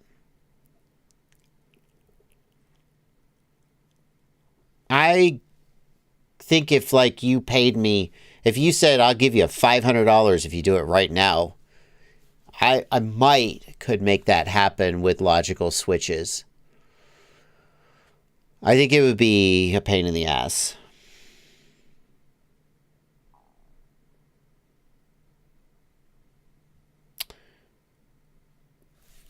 You could use a special function override channel and a logical switch with a duration value. But the problem is that the duration, I think the resolution caps at 0.1 second. So your minimum duration would be 0.1 second. That's probably okay. I think you could do it, but I think it would be a pain in the ass. And this is the part where on another day I would go, let's get my controller and let's try it. But I don't think I'm going to do that. Not right this second. So what I would say is look into setting up a special function to override your roll channel, which if you don't understand why that's dangerous, then obviously. And what it would do is it would make your roll channel go to full left or full right. And then you would have a logical switch that triggers the special function. And the logical switch would be triggered by your switch pull. And then it would have a duration value that caused it to only stay true for a certain amount of time. And then you would need to trigger the second logical switch to go the other direction. So what you could do is you could say switch L2 triggers when switch L1 triggers, but switch L2 has a delay that is exactly as long as switch L1's duration.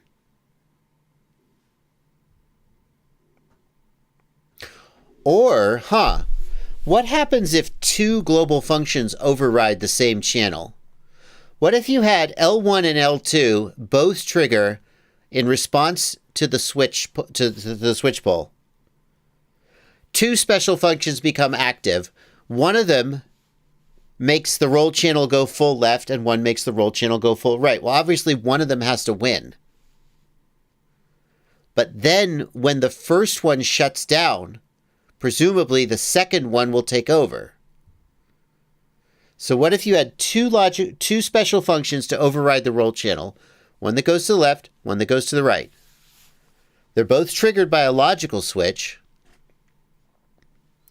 The first logical switch has no delay and a duration that's long enough to do a full roll. And the second logical switch has a delay as long as the first one's duration, and then a duration long enough to do a roll the other direction. That's what I would do.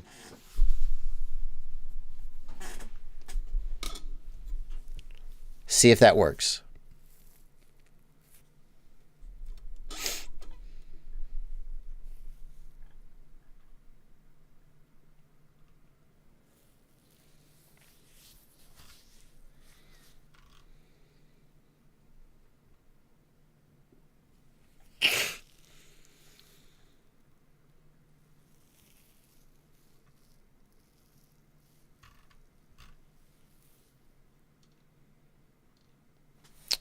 Slaughter Bardfast wants to know, is there any LiPo meter good for measuring internal resistance?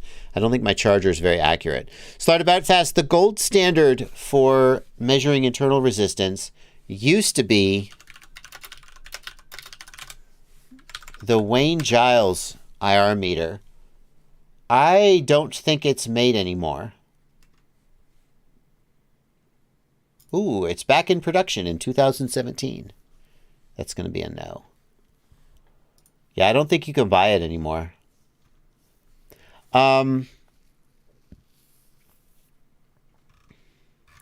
Most chargers that measure ER, the reason that you think they're inaccurate is potentially that there are a lot of misconceptions about how IR is measured.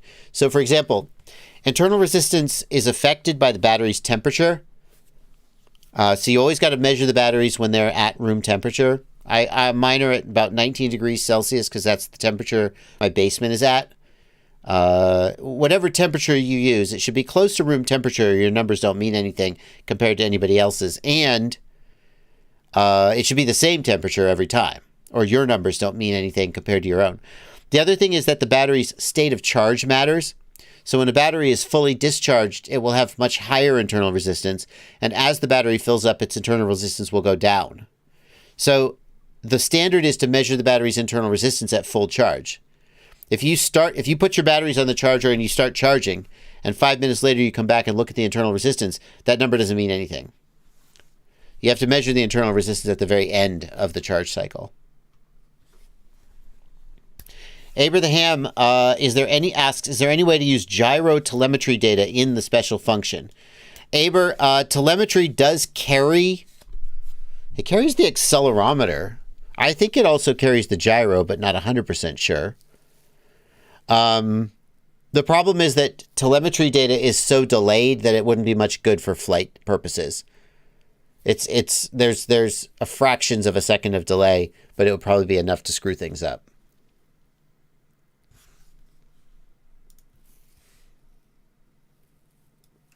Well, I'll be damned. Does SMC actually have it in stock? What's going on with this website? It's not working. This website is not working. Is it working? No. I hit add to cart. It didn't load. Oh, connector option required. Okay. XD60. Add to cart. Well, fuck me. It appears that SMC has it for sale. I'm kind of skeptical that this is real. I'm kind of skeptical that SMC is still in business. I haven't heard from them in a long time. I reviewed some of their batteries a long, long time ago.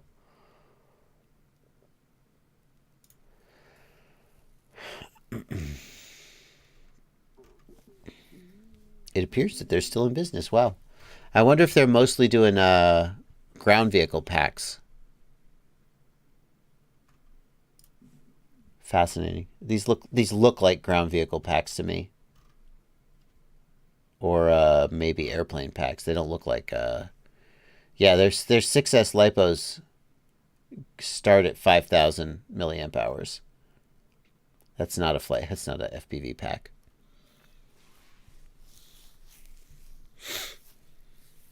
All right, well, if you really want it, go buy the Wayne Giles internal resistance meter. But again, remember, the batteries must be at full charge and they must be temperature controlled.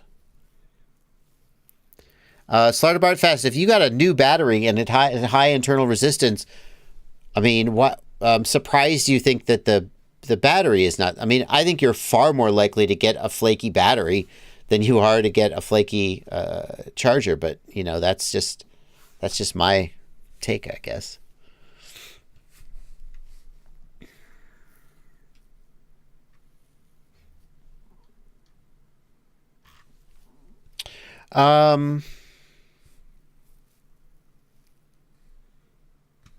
Black Jungle, thank you for another $5. We'll see if we can work something out. Jose Diaz, thank you for a $2 super chat. What do you think of T-Motor Velox V2 motor for $13? It's solid. It's a solid budget motor for $13. That's what I would say. Noit FPV, thank you for 5 Canadian dollars. A couple hawks attacked my Mobula 7 the other day. Oh, we got a video of some hawks attacking a Mobula 7. I'm always down for a hawk attack. 2 hawks attack my drone.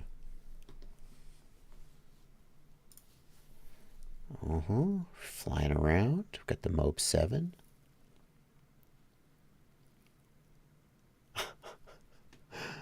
All right, well, let's see. When does it happen? Where's the money shot? I can't wait 1 whole minute for the money shot. This is TikTok. I would have swiped already if this was TikTok. I'll tell you what. So my attention span is just that short. Is it toward the end? Oh, there was that a hawk flying overhead? That was. Oh my goodness.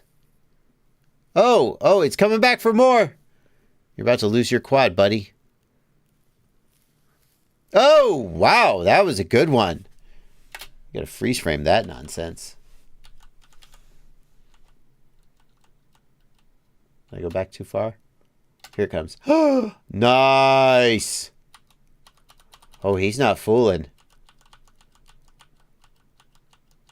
Oh, he's coming for you. Wow. That's impressive.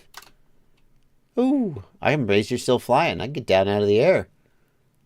This guy controls the airspace, man. He says, get out of my airspace. Is he coming back for another pass? I guess so.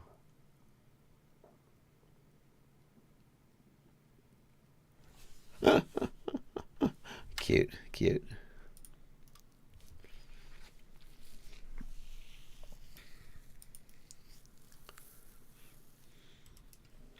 Kickflip H. Kickflip H says, I've rooted all my DJI equipment. They're working fine.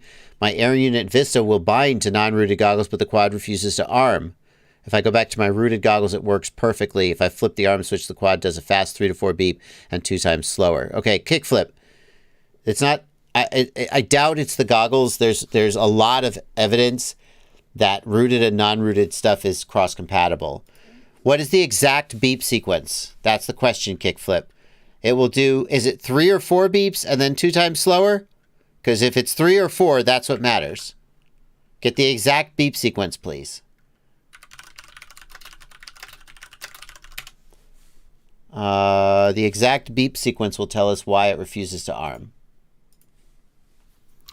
So, the arming prevention is the number of long beeps times 5 plus the number of short beeps.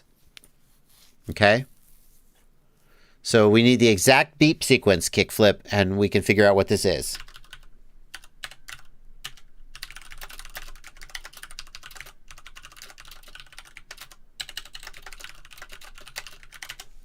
Okay. Aber the Ham had a falcon dive by on him. Oh. Let's see. Let's see. What camera is this, Aber? Oh, we're on good old 360p. Oh, yeah, checking you out. Mike Bergman wants to know if anybody is having any problems with Thingiverse. Always. Thingiverse is constantly having problems, as far as I know.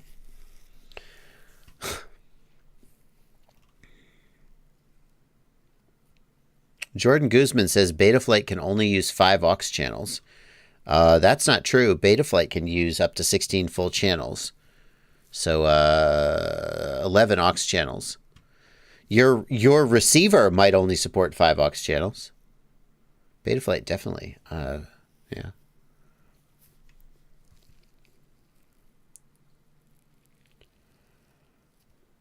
Abraham, I agree with you. If you guys ever try to use Thingiverse.com, their search function is garbage. It's garbage. It's useless. So what you need to do is go to Yegi.com. Go to Yegi.com. And Yegi is a search engine for 3D prints, and it searches multiple websites, but most of the results I use come from Thingiverse. But you just use, well, apparently Yegi is slow too. Great. Most of the search results, Yegi is best as a search engine for Thingiverse. So.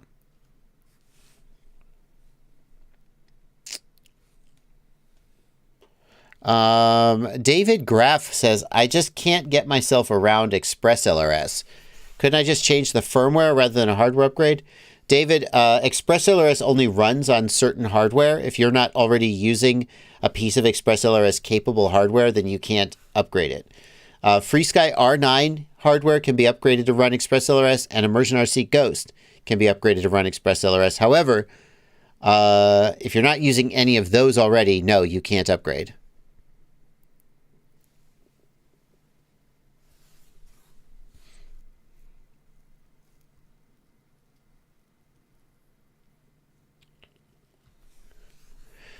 Finton wants to know, is there any reason I can't get an SMA extension cable and get someone to point the antenna in the general direction of the drone with a patch on the end to get good range in all directions? No, that'll totally work. What you're talking about is a...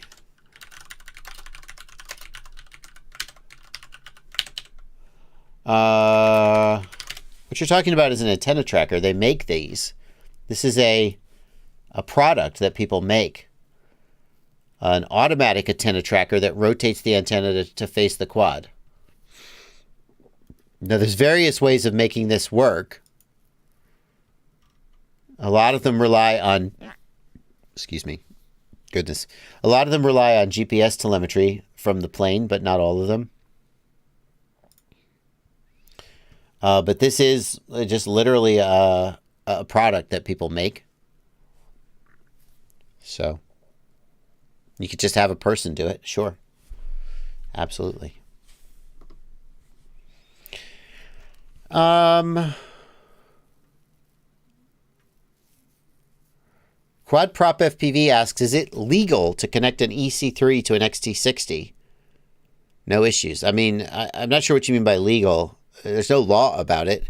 I think you're just asking, is it a bad idea? No. I mean, I would just cut the EC3 off and put an XT60 on if I knew I wanted to use an XT60. But, yeah, you could do that.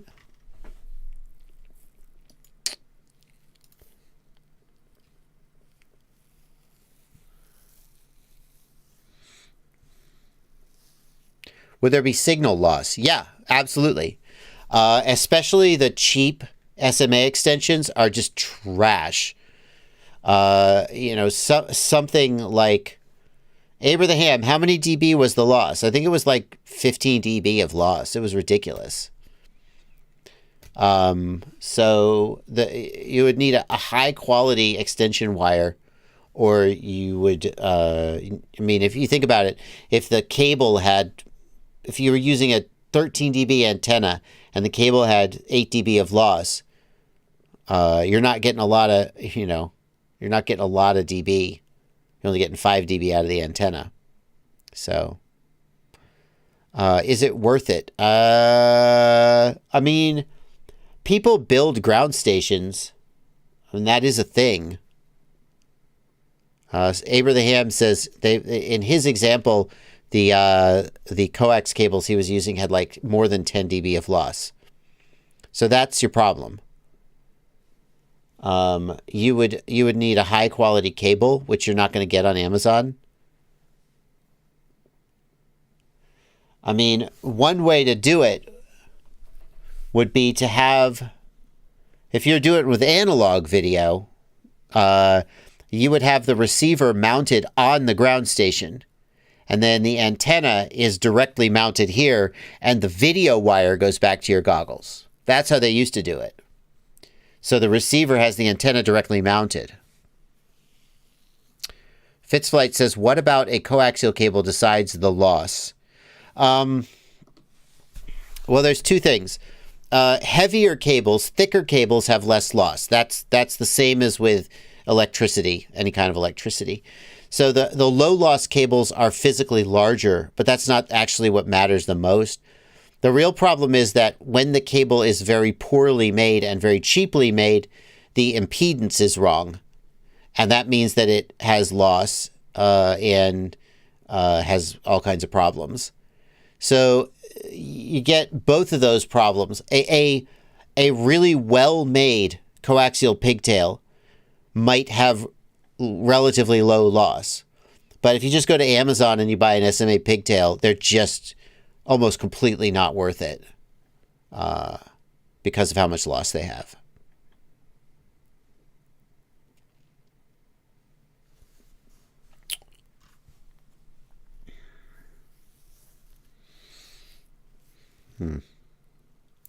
What ELRS brand receiver do you prefer? Gabriel Fika.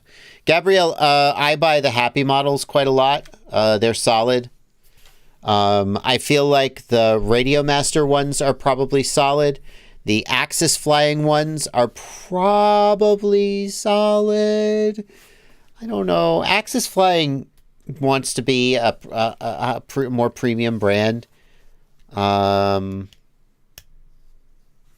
Their prices are higher. The jumper ones are pretty solid. Who else is solid? Radio Master, Jumper, Happy Model, Axis. I wouldn't buy the Beta FPV ones. I just don't. I think I would steer away from those. The Flywoo ones had problems with the oscillator being the wrong frequency. Tim B says Radio Master is just rebranded Happy Model. That's fine with me. I ain't mad about that.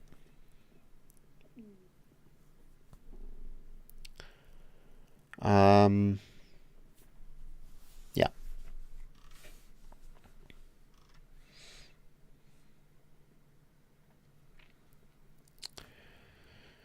Let's see here. We're 2 minutes to the end of the stream. I'm just having so much fun. I was about to overrun my time. Aaron Ciotti is going to be streaming at 10 p.m. on his channel.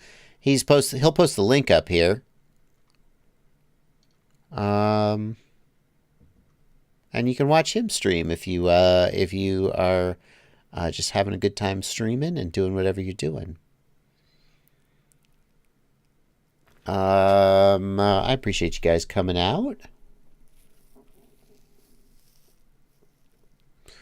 I'm not seeing the value added with my Fat Shark Dominator V3 using the HDMI input compared to Walk Snail and HDO in HD. David Graff, I can't quite parse your question. Fat Shark Dominator V3 with what are you feeding into the HDMI input? If you have an HDO, that's what you should use with Walk Snail. It's higher resolution than the Dom V3, right? Right?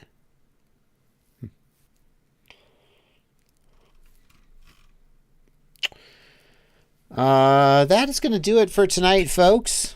Thank you so much for coming out. I'm Pacific Northwest. I'm loving the root hack. The Dom V3 are 720p.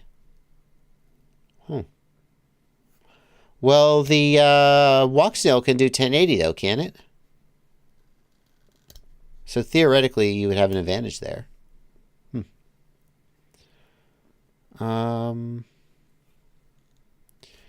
Alrighty, folks. Thank you so much for coming out. Aaron Ciotti having a great stream, and that is going to do it for tonight. Good night, everybody.